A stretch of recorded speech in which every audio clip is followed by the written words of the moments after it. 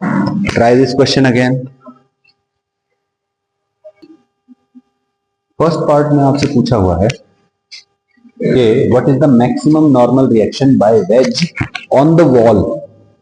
Veg ने दीवार पे मैक्सिमम नॉर्मल रिएक्शन कितना लगाया? ये यहां से आ रहा है, यहां आएगा, तो जब ये यहां से यहां आएगा तो बोलो ये ऑब्जेक्ट इधर आ रहा है तो वेज उधर जाने की कोशिश करता, लेकिन नहीं जा पाएगा क्योंकि दीवार है, तो वेज जो है दीवार को उधर की तरफ पुश करने की कोशिश करेगा। ठीक है, ओके। हमने कह दिया कि ये जो है ना, ये लेवल, ये ही हमारा रेफरेंस लेवल है पोटेंशियल एनर्जी का। पोटेंशियल एनर्जी जीरो है यहाँ पे, ठीक है। इससे ऊपर होता तो पोटेंशियल एनर्जी पॉजिटिव, इससे नीचे होगा तो potential energy will be negative. ठीक है भाई, तो हमने बोला कि जो पार्टिकल है ना वो कहीं यहां आ गया है और यहां से एंगल कितना बन रहा है? This angle is theta. ठीक है भाई, बोलो यहां से यहां तक दिस डिस्टेंस, ये वाला डिस्टेंस है, this is equal to radius, yes और नो? बोलो भाई, ओके। अब बताओ, अगर ये आर है, ये थीटा है, तो ये कितना होगा? आर कॉस थीटा, और ये कितना हो जाएगा? आर साइन थीटा, यानी कि ये कितना नीचे आ गया है? आर साइन थीटा नीचे आ गया है। पहली बात हो गई। अच्छा, जब ये यहां से यहां आएगा तो इसकी कुछ हाइट कम हो जाएगी, ऑब्वियसली यहां से यहां आएगा तो kinetic energy will increase, yes और नो? क्या कोई नॉन कंजर्वेटिव फोर्स है यहाँ पे? There is no non conservative force, so we will apply energy conservation. Energy conservation, ठीक है भाई। क्या आएगा? Initial energy is equal to final energy. Initial energy कितनी है? 0 + 0, यस और नो? भाई काइनेटिक और पोटेंशियल दोनों यहाँ पे 0 थे, ठीक है भाई, तो इनिशियल हो गया 0, और फाइनल क्या हो जाएगा? बोलो, लेट्स से कि यहां जब ये पार्टिकल आता है तो इसकी जो स्पीड है that is v, speed v हो गई, तो बोलो what is the kinetic energy? Half mv², सही है। और बोलो कितना हाइट नीचे आ गया है? ये mgh एनर्जी होती है, h हाइट नीचे आया है, रेफरेंस लेवल से नीचे आया है, तो बोलो नेगेटिव एनर्जी लो। कितना है हाइट? सही है भाई, क्लियर हो गई बात? तो this is the final energy is equal to 0, yes और नो? बोलो क्या हम यहां से v निकाल सकते हैं? m से m कट जाएगा, बोलो इसको उठा के इधर ले जाओ, तो इसको उठा के इधर ले जाओ, क्या आ जाएगा? Half v² is equal to G R sine theta, 2 को इधर मल्टीप्लाई कर दो, सही है। तो v² का वैल्यू आ गया मेरे पास, ठीक है भाई, बहुत अच्छा हो गया, v² का वैल्यू है। अब यहां पे मुझे क्या निकालना है? नॉर्मल रिएक्शन निकालना है, तो यहां पे नॉर्मल रिएक्शन निकाल लेते हैं। Consider this as a particle performing circular motion, yes और नो? जब पार्टिकल सर्कुलर मोशन करता है तो एक सेंट्रीफ्यूगल फोर्स लगती है जिसकी direction away from the centre होती है, ठीक है भाई। तो बोलो इधर की तरफ ये लग रहा है mg, सही है, ये एंगल थीटा है, इसके हिसाब से देखेंगे तो बोलो इधर कितना आएगा कंपोनेंट? mg cos थीटा, और इधर कितना कंपोनेंट आ जाएगा? mg sin थीटा, तो बोलो इधर आ गया mg sin थीटा। बोलो पार्टिकल सर्कुलर मोशन कर रहा है विद ए स्पीड v, तो बताइए what is the centrifugal force? mv²/r, yes और नो? तो बोलो mg sin थीटा इधर लगेगा, सेंट्रीफ्यूगल फोर्स कहां लगेगा? इधर की तरफ, mv²/r, यस और नो? कोई दिक्कत? ओके। और इस ब्लॉक को ऊपर की तरफ पुश कर रहा है ये वेज, तो वेज इसको पुश कर रहा है ऊपर, ये उसको पुश कर रहा है नीचे, तो बताओ what is the normal reaction? Normal reaction is equal to mg sin theta plus mv²/r, yes और नो?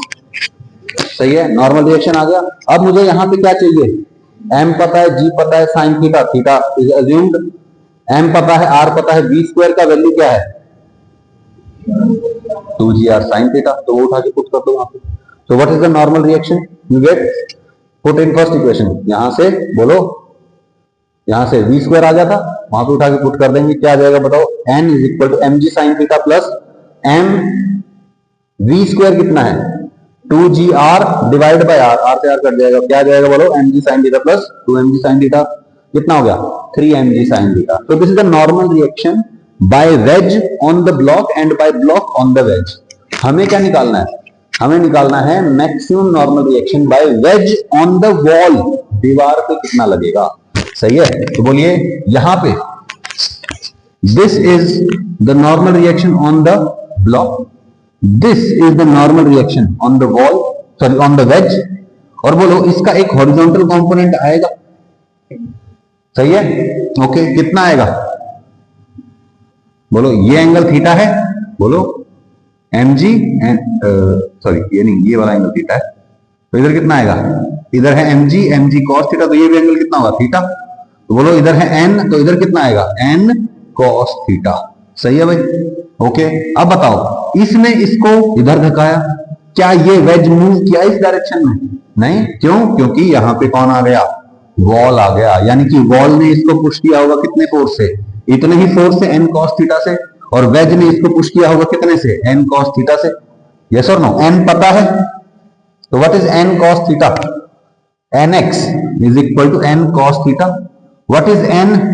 3/2, सॉरी हाँ ये आ जाएगा sorry 3mg sin theta, 3mg sin theta, this is equal to normal reaction into cos theta कर दिया मैंने, सही है? बोलो ऊपर नीचे 2 से मल्टीप्लाई कर दूं, ये क्या बन जाएगा? देखो 2 इधर 2 इधर, ये बन जाएगा 2 sin theta cos theta. Yes और नो? इसका फॉर्मूला क्या होता है? sin 2 थीटा, ये बन जाएगा sin 2 theta, 3/2 mg sin 2 theta. हमें क्या चाहिए? Maximum normal reaction. Maximum normal reaction कितना होगा?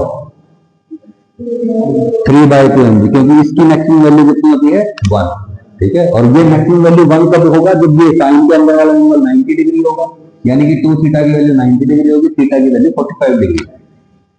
सही है भाई? तो what is the normal reaction maximum value? 3/2 mg। Clear हो गया?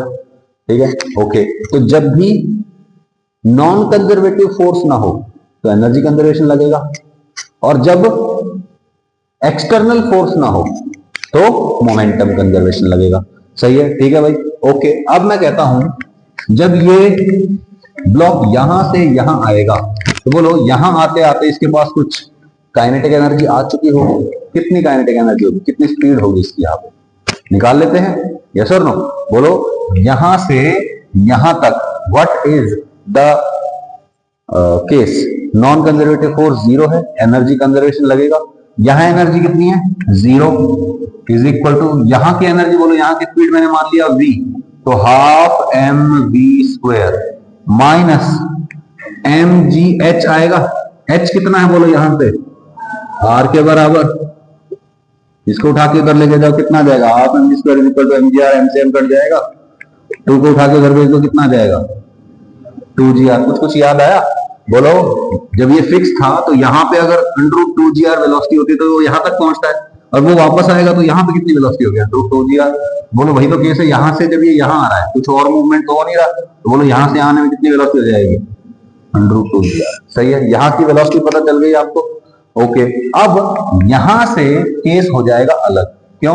क्योंकि जब ये यहां आगे जाने की कोशिश करेगा तो जैसे ये यहां जाएगा, बोलो ये इस पे नॉर्मल रिएक्शन लगाएगा वेज के ऊपर, और इसका एक हॉरिजॉन्टल कंपोनेंट आएगा जिसकी वजह से ये वेज जो है ये चल पड़ेगा आगे की तरफ। जब ये वेज आगे की तरफ चलेगा तो बताओ क्या अब ये फिक्स्ड वाला केस तो नहीं है? अब क्या लगेगा? External force in X direction is 0। Yes और no? External force in X direction is 0, तो हम क्या लगाएंगे? Momentum conservation. What is momentum conservation? Initial momentum is equal to final momentum. ठीक है भाई? तो बोलो यहां पे जब ये ब्लॉक है तो बोलो what is the initial momentum? Pi is equal to Pf लगा देते हैं। लेट्स से ये कहीं r कुछ हाइट पे चला जाता है, लेट्स से यहां से कुछ ये एंगल थीटा बना रहा है, आप चाहो तो यहां से भी एंगल ले सकते हो, यहां से भी ले सकते हो, कोई भी एंगल। ठीक है भाई? तो बोलो what is the initial momentum? ये मोमेंटम हाफ mv²। टैलेंटेड बच्चे बोलो इसका मास, इसकी velocity m into v। What is v? सही है? प्लस ये तो रेस्ट पे था तो इसका हो जाएगा 2m इंटू 0, यानी कि तो हटाई दो, is equal to final momentum. मैं कहता हूं जब ये ब्लॉक यहां पहुंच जाएगा तो इसका कुछ हॉरिजॉन्टल डायरेक्शन में मूवमेंट हो रहा होगा। ये सर भाई वर्टिकल डायरेक्शन में तो ये जाना बंद कर देगा ना, मैक्सिमम हाइट पे होगा। तो मैक्सिमम हाइट मतलब क्या? ऊपर जाना बंद कर दिया है, यानी कि सारी की सारी वेलोसिटी कहां है? आगे की डायरेक्शन में। और इस वेज की वेलोसिटी भी कितनी होगी? आगे की डायरेक्शन में v1 ही होगी, दोनों की बराबर होगी। तो बोलो हम क्या लिखेंगे? पहला मास m इंटू इसका स्पीड v1 प्लस दूसरा मास इंटू v1। यस और नो? कोई दिक्कत? यहां से क्या दिख रहा है मुझे? बोलो 3mv1 is equal to m into √2gr, m से m कट जाएगा। बोलो v1 इज इक्वल टू कितना आ गया? √2gr divide bye 3। सही है? ओके, अब मुझे इसका वेलोसिटी पता चल गया यहाँ पे, इसका वेलोसिटी पता चल गया यहाँ पे। अब मुझे क्या लगाना है? यहां से यहां तक ये हाइट कितनी है ये निकालना है। यस और नो? इस हाइट को सीधा सीधा आप एच भी लिख सकते हो। एच लिख देंगे तो क्या हो जाएगा, कोई फर्क नहीं पड़ेगा वैसे, ठीक है, सीधा सीधा एच लिख दो इस हाइट को, ठीक है। बोलो, ये रेफरेंस लेवल था, इससे कितना नीचे है, ये आर हाइट नीचे है, तो यहाँ पे पोटेंशियल एनर्जी कितनी है, माइनस एम जी आर। यहां से ये कुछ एच हाइट ऊपर चला जाएगा, तो बोलो कितनी हाइट हो जाएगी, यहां से कितना डिस्टेंस रहेगा, आर माइनस एच। चाहो तो आप यहां से लिख सकते हो कि यहां से इतना हाइट है, वो फिर बाद में आर में से माइनस करना पड़ेगा, आपकी मर्जी। तो बोलो इनिशियल एनर्जी कितनी हो जाएगी, हाफ एम वी स्क्वायर, और वी कितना है, under root 2 GR, is equal to final energy half M V one square plus half 2m v1 square plus ये वाली पोटेंशियल एनर्जी, ये पोटेंशियल एनर्जी लिख लेंगे। वहां से आपके पास सिर्फ एच नहीं पता, आपको बाकी सब पता है, आ जाएगा आंसर। यस और नो? समझ में नहीं आया? तो ये एग्जैक्टली यही किया हुआ है यहाँ पे। देखो इनिशियल एनर्जी कितनी है, हाफ एम वी स्क्वायर, सही है, is equal to half M V one square plus half 2m v1 square plus M G H max लिख देंगे, एच मैक्स का वैल्यू आ जाएगा, सही है, कोई दिक्कत? ध्यान रहे, एच मैक्स निकालने के लिए आपको क्या करना पड़ेगा, मतलब ये तो एच मैक्स आ जाएगा यहां से, इस लेवल से, यहां से कितना हाइट ऊपर गया है ना, क्लियर है बात? यहां की पोटेंशियल एनर्जी कितनी है, ये ऑलरेडी रेफरेंस लेवल से कितना है, माइनस, सही है। तो ये बात ध्यान रहे कि हम यहां से तो एच मैक्स ले रहे हैं, लेकिन ये जो एच मैक्स है ये असल में क्या है, यहां से कितनी हाइट नीचे है, R minus H max height नीचे है। तो आप एच मैक्स निकाल लो और फिर क्या करेंगे, आर माइनस एच मैक्स करके एच मैक्स, कोई दिक्कत? सही है, तो आर बाई 3 वैल्यू आएगी एच मैक्स की, और फिर आर में से आर बाई 3 माइनस करके क्या आंसर आएगा आपका, 2r बाई 3 आंसर आएगा। समझ में आया? तो this is the way you have to do this question. क्या मैंने कोई बहुत अतरंगी चीज लगा दी यहाँ पे, सिंपली मैंने ऑब्जर्व किया कहां पे नॉन कंजर्वेटिव फोर्स जीरो है, जहां नॉन कंजर्वेटिव फोर्स जीरो है एनर्जी कंजर्वेशन लगेगा, जहां पे एक्सटर्नल फोर्स जीरो है वहां पे मोमेंटम कंजर्वेशन लगेगा, और अगर कहीं फोर्स है तो F is equal to mass into acceleration लगेगा, सही है। स्प्रिंग ब्लॉक सिस्टम होता तो सेंटर ऑफ मास के फ्रेम के हिसाब से करते। इस तरह के क्वेश्चन है तो क्या करेंगे, momentum conservation and energy conservation दोनों का कॉम्बिनेशन लगेगा, सही है। ये आपको देखना है कि कब मोमेंटम कंजर्वेशन लगेगा, यानी कि एक्सटर्नल फोर्स जीरो है, कब नॉन कंजर्वेटिव फोर्स जीरो है और एनर्जी कंजर्वेशन लगेगा, कोई दिक्कत? आइसोलेटेड सिस्टम में कोई एनर्जी लॉस नहीं है तो दोनों लग जाएंगे, momentum conservation and energy conservation, सही है। आज वंशिका का फुल फोकस नहीं है, और आज तो वंशिका को नींद भी नहीं आ रही, क्या बात है वंशिका, परेशानी है, कोई तो टेंशन है, क्लास के बाद बताना, ठीक है? ठीक है, हमने इंपल्सिव नॉन इंपल्सिव फोर्सेस के बारे में पढ़ लिया था, उसमें कोई डाउट है क्या? ललित लेक्चर देखा कल वाला? ठीक है, चलो फटाफट एक बार बता देता हूं। देखो इंपल्स जो होता है क्या होता है, एक बहुत ही large force acting for a very small time. जब बहुत लार्ज फोर्स बहुत थोड़े से टाइम के लगते हैं तो हम उस फोर्स को कहते हैं इंपल्सिव फोर्स, और उसका जो इफेक्ट है उसको कह देते हैं इंपल्स। और इंपल्स जो है करता क्या है, सिस्टम के मोमेंटम को चेंज कर देता है, सही है। जैसे अगर मैं किसी बॉल को किक करता हूं तो क्या होगा, उस बॉल का मोमेंटम चेंज हो जाएगा। और अगर कोई आइसोलेटेड सिस्टम, फॉर एग्जांपल एक बॉल दूसरी बॉल से टकरा रही है, तो क्या होगा, वहां पे दोनों पे इंपल्स लगेगा, पहले पे इंपल्स लगेगा, उस जिसका इंपल्स निकाल रहे हैं उसी का चेंज इन मोमेंटम, दूसरी बॉल का निकाल रहे हैं तो दूसरी बॉल का चेंज इन मोमेंटम होगा। यस और नो? कोई दिक्कत? क्लियर हो गई बात? ठीक है, तो लिखा कैसे जाता है बोलो इंपल्स को, integration F dot D T, और effect is equal to change in momentum, मतलब final momentum minus initial momentum. कौन सी फोर्सेज होती हैं इंपल्सिव, जो झटका मार दें, है ना, जो झटके से लगती हैं, है ना, जर्क जैसी जो लगती हैं उनको क्या बोलते हैं, इंपल्सिव फोर्स। और जो आराम से बिल्कुल धीरे धीरे वैल्यू बढ़ाती हैं वो इंपल्सिव नहीं होती, जैसे spring force is not impulsive, frictional force is also non impulsive, ठीक है। ये हमने देख लिया था, फोर्स टाइम ग्राफ का जो एरिया होता है दैट इज इंपल्स, है ना, और उसका effect change in momentum is equal to final momentum minus initial momentum, सही है, ओके। अब ये वाला केस देखते हैं क्या हो रहा है यहाँ पे। देखिए बहुत ही सिंपल सिंपल क्वेश्चन है, बहुत ही सिंपल सिंपल है।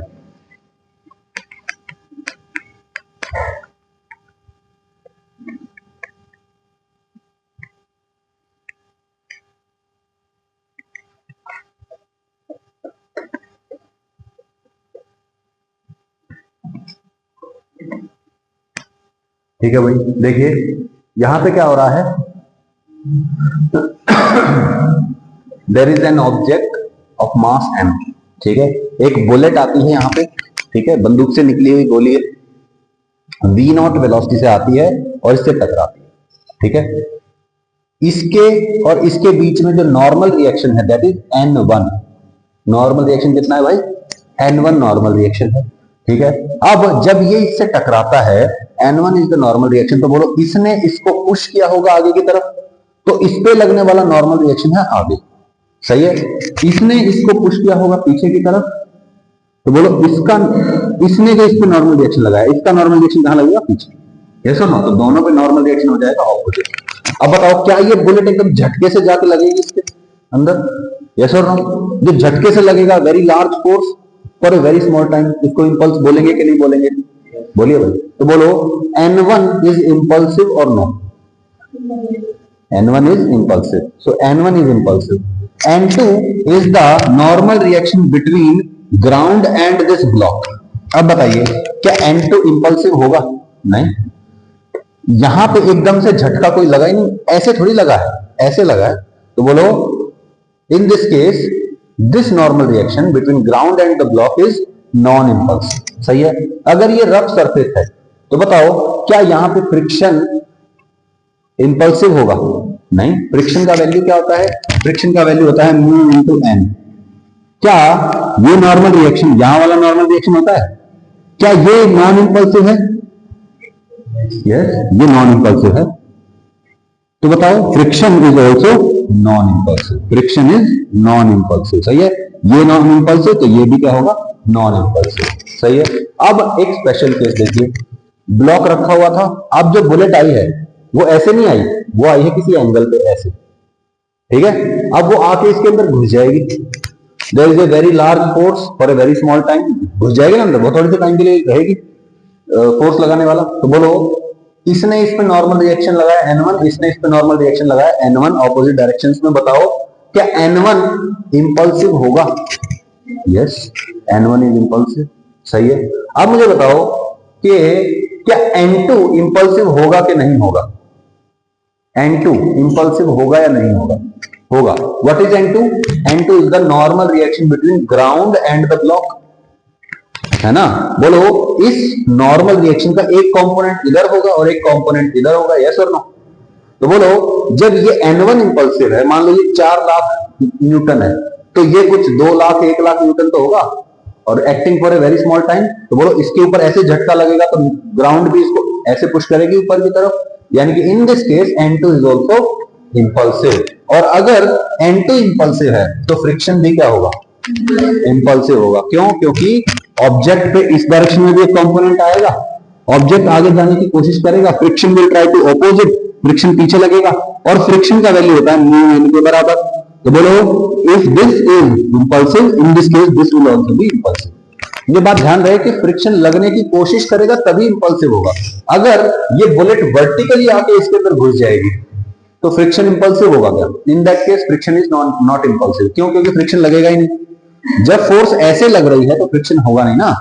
फ्रिक्शन कब लगेगा, जब ये ऑब्जेक्ट मूव करने की कोशिश करेगा, समझ में आया, in this case it is trying to move, तो फ्रिक्शन लग रहा है, और friction is equal to mu N, N impulsive, तो in this case friction is also impulsive, तो दिस इज स्पेशल केस जिसमें फ्रिक्शन भी इंपल्सिव होता है, ठीक है, ओके, तो F is equal to mu into n2, n2 impulsive है तो फ्रिक्शन भी क्या होगा, इंपल्सिव होगा, समझ में नहीं आया, क्लियर हो गई बात, ओके, क्वेश्चन देखिए, यहां क्या हो रहा है, पूछ रहा है आपसे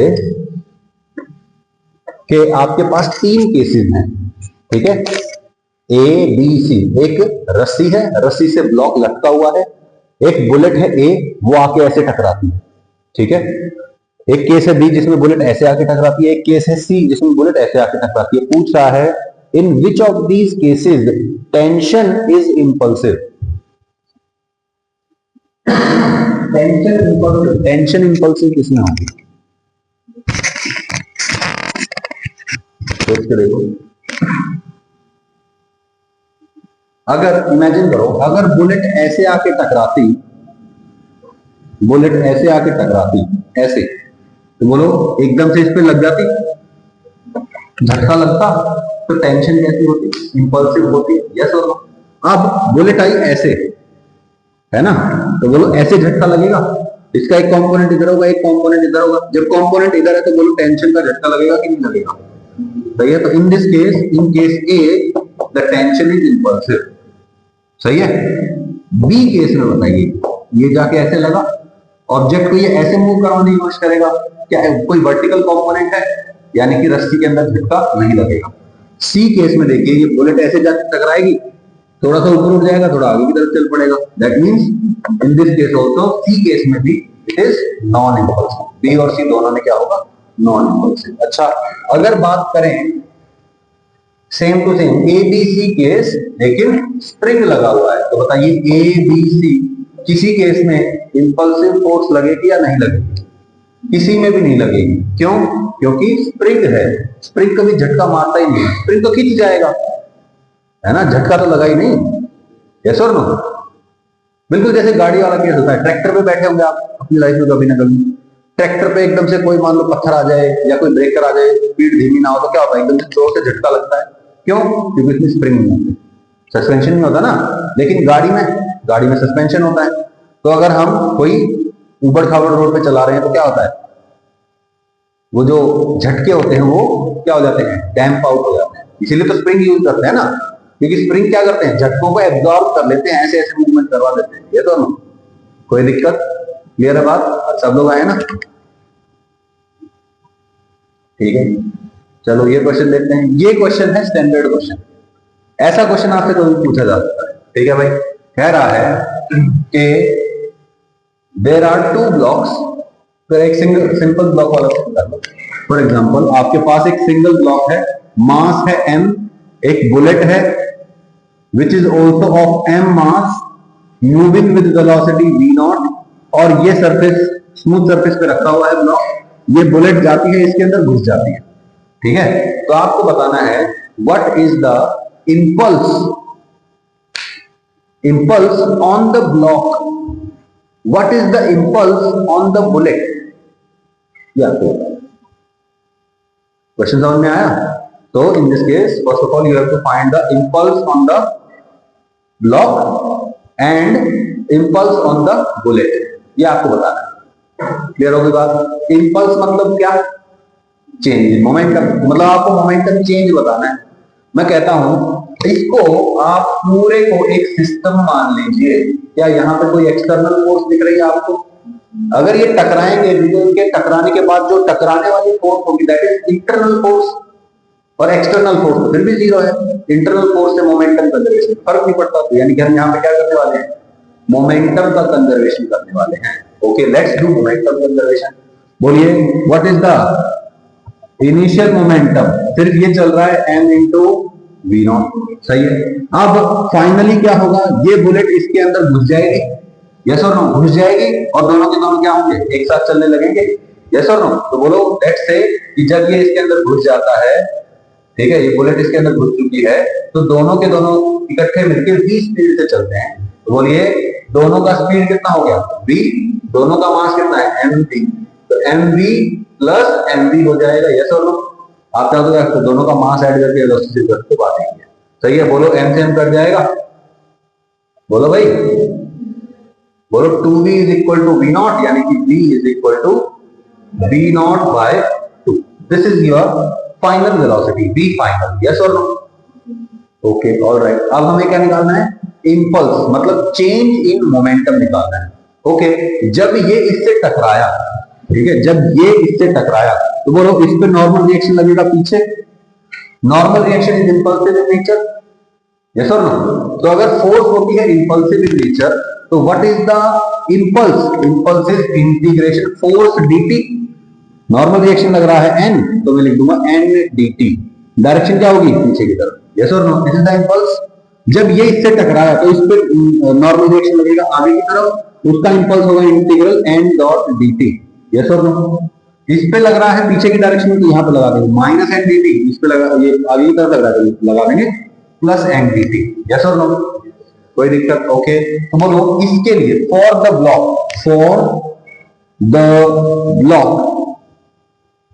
integral N dot D T क्या आएगा बताना, इसका चेंज इन मोमेंटम यानी कि m into V final minus m into V initial, m into V final, m into V final is v not by 2 minus initial का 0, तो this is the impulse on this, yes और no, ऐसे भी लिख सकते हैं, कोई दिक्कत नहीं, बिल्कुल सिंपल है। Okay, what is the change in momentum for this, okay let's do this.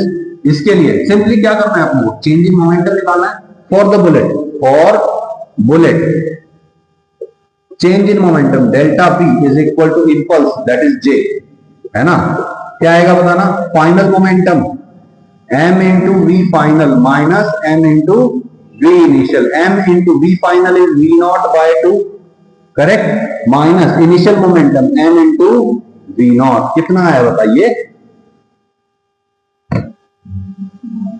बहुत हैवी कैलकुलेशन है, सही है, तो this is the impulse for this, आप चाहो तो जे लिख दो, आप चाहो तो इंटीग्रल एन डी टी लिख दो, सही है, अच्छा ठीक है, आप इसको भी लिख सकते हैं, क्या लिख सकते हैं, minus integral N dot D T, ऐसे भी माइनस, यस और नो, कोई दिक्कत, ठीक है। सो ध्यान से देखिए, जितना इस पे आगे की डायरेक्शन में इंपल्स लगा था उतना ही इसके पीछे की डायरेक्शन में इंपल्स लगा है, इसका आगे का इंपल्स इज इक्वल टू इस पे लगने वाला पीछे की डायरेक्शन में इंपल्स, यस और नो, कोई दिक्कत नहीं। आपने चाहे वैसे ऐसे भी कर सकते हो कि इंटीग्रल एनटीटी इसका इंपल्स है ना, इसका इंपल्स कितना है भाई, इंटीग्रल एनटीटी वो आ गया, इसका इंपल्स कितना है, minus integral N D T, minus integral N D T, this complete is the impulse for the bullet and this is minus M V not by, गलत बोला गया, सिंपल है ना question, should I repeat this, clear है बात, ठीक है, चलो आगे चलते हैं। नाउ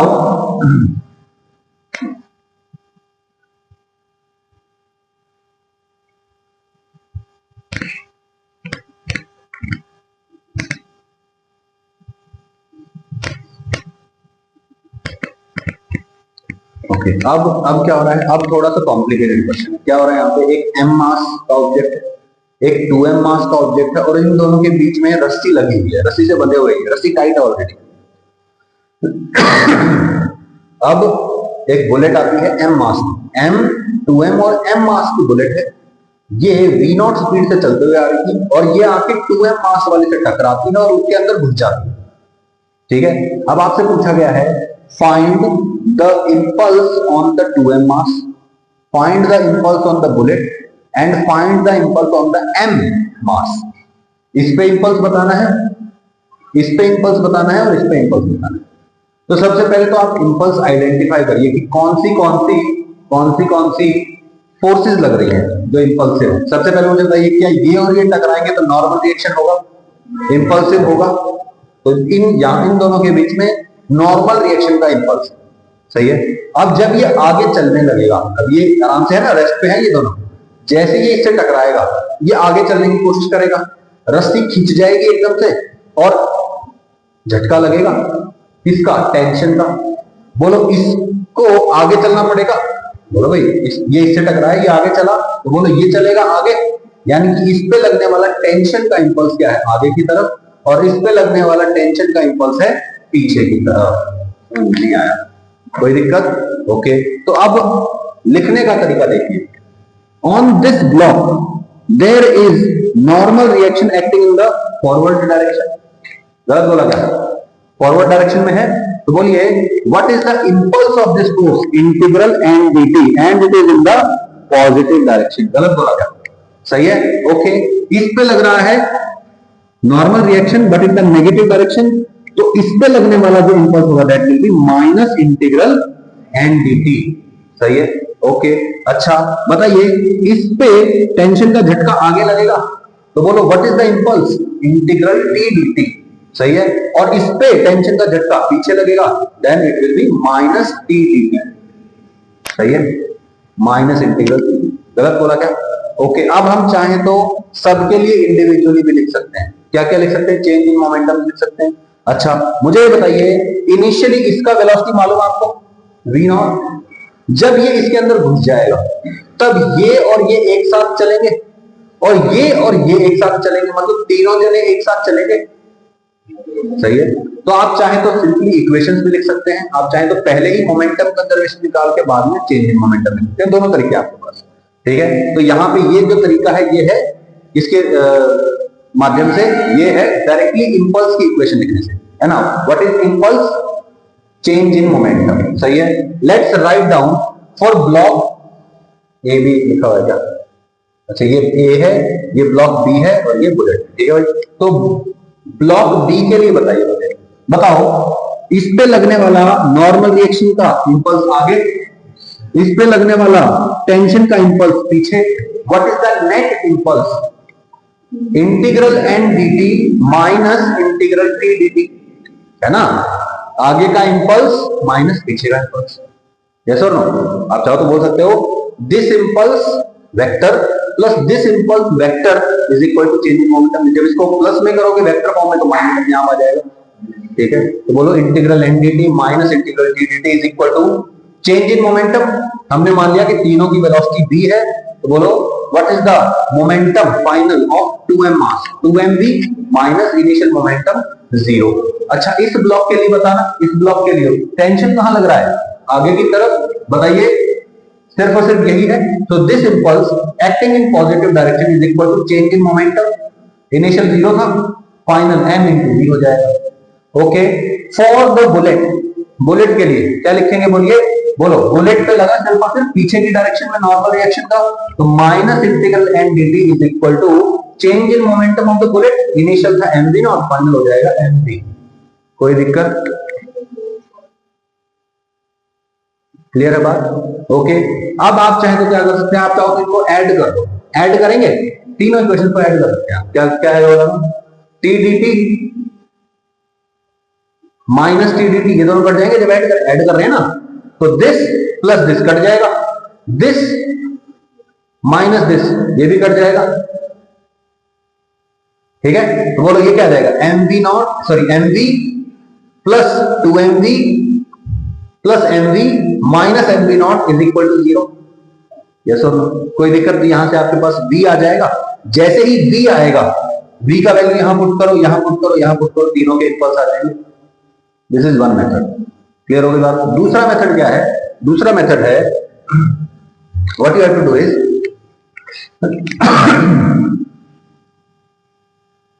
इस पूरे को आप एक सिंगल सिस्टम मान लीजिए। पूरे को सिस्टम माना, there is no external force, initial momentum is equal to final momentum. Initial momentum बोलिए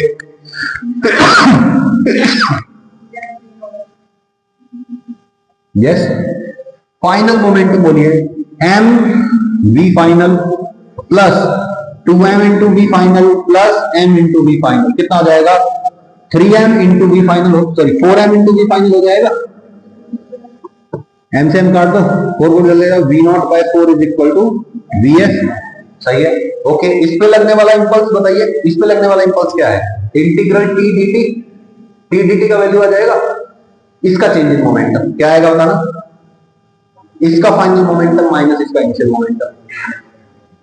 इसके लिए बताओ, माइनस इंटीग्रल एन dt, इसके ऊपर इंपल्स कितना आएगा? mv माइनस mv नॉट, इसका आ जाएगा। इस पे लगने वाला नेट इंपल्स क्या आएगा? ये वाला इंपल्स माइनस ये वाला इंपल्स। समझ में नहीं आया? क्लियर हो गई बात? अब आप करेंगे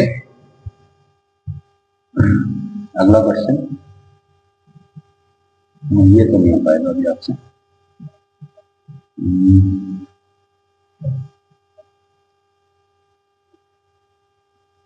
okay, find the impulse of tension of both the blocks. यहां पे हो रहा है, डू दिस क्वेश्चन। यहां पे क्या हो रहा है कि both these blocks are on a horizontal surface. ये वर्टिकली ऐसे लटका हुआ नहीं है, क्या हुआ है? जमीन है, जमीन पे ऐसे पुल्ली को नीचे रखा हुआ है। ठीक है, और ऐसे ऐसे करके दो ब्लॉक इसके साथ लगा के हॉरिजॉन्टल ग्राउंड पे सारा सेटअप। ये रस्सी ढीली है। ठीक है, नहीं नहीं सॉरी सॉरी, ये अलग क्वेश्चन है, सॉरी सॉरी। हाँ हाँ, ये वर्टिकली है सारा, ये वाला वर्टिकल है। तो क्या हो रहा है, यहाँ पे इसको ऐसे पकड़ा हुआ था, इधर भी एम मास था, इसको रिलीज कर दिया। जैसे इसको रिलीज किया, यहाँ पे रस्सी ढीली थी, ये एच हाइट गिरने के बाद रस्सी हो जाती है टाइट, और जैसे ही रस्सी टाइट होगी, बोलो रस्सी में खिंचाव पैदा होगा, टेंशन होगी, झटका लगेगा, दैट मींस इंपल्सिव फोर्स लगेगा। तो इस पे आपको बताना है what is the impulse of tension on both the blocks. ये क्वेश्चन है, कर सकते हैं आप लोग ये question? Please try it right now, अभी करिए इसमें। शाबाश, बहुत बढ़िया, करिए।